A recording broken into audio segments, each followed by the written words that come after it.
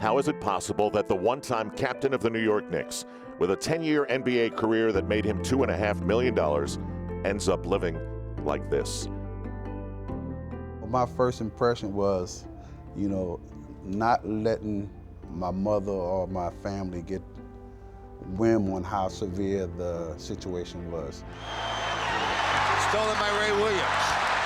Ray Williams, and the Knicks lead by 6. I lost track of him, certainly. And when I heard about his more recent times, I was shocked. I couldn't imagine it.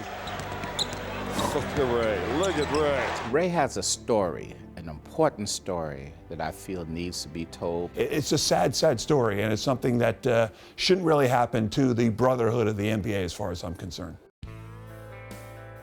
How did it happen? A failed marriage that cost him his house. Ray then filed for bankruptcy, cashed out his NBA pension of $200,000, and developed diabetes, which kept him from keeping a job in the hot Florida summers where he moved 2 decades after starting for the Knicks.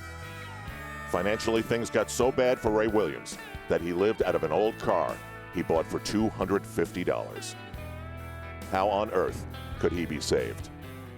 It wasn't a situation where I was worrying about getting mugged or getting hurt sleeping in the car. I wish I had a better car to sleep in. It was a little bit more comfortable. I didn't like it, but at that time I had no control over it. But I tried to make the best of it. I tried to keep a positive attitude and hope that things was going to get better. He slept in that car, which he parked at a friend's house. And while many Floridians fish for a hobby, Ray fished for food off the Pompano Beach Pier. You always can take a good out of a bad situation. But what if I didn't know how to fish? Then how bad would the situation be? He was doing the best he could and probably hoping that somewhere along the way, without begging, that things would get better. But being that I knew how to fish, it was easy for me to get by, because even if I wasn't in a homeless situation, I can eat fish every day. There must have been something positive inside of him that he could go fishing for a meal and sleeping in a car and do these things that, all of us who know of him and know what he did with his great skills would be shocked. He clawed his way all the way to the top of being captain of the Knicks. So evidently he has the competitive spirit and a fighting spirit to succeed.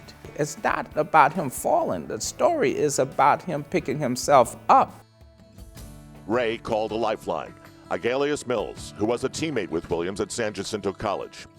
Now an artist living in Texas, Mills had tears in his eyes when hearing about Ray's plight.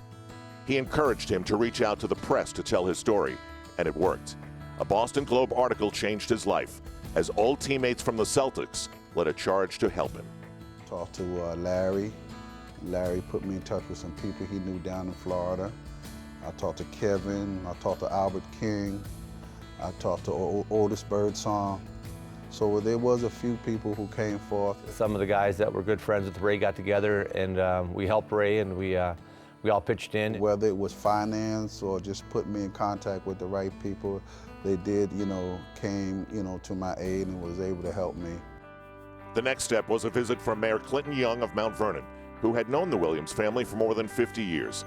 He offered Ray a job as recreation specialist in his hometown, and Ray came home. He hit the ground running in late December, speaking to different groups throughout the city, including the basketball team at his old high school. His diabetes is under control, and he has an apartment in Mount Vernon. Now that's a comeback. Well, this is home. Got a roof over my head, food in the fridge, still got a few fishing poles. It's a long ways from a car, but it's a much better transition.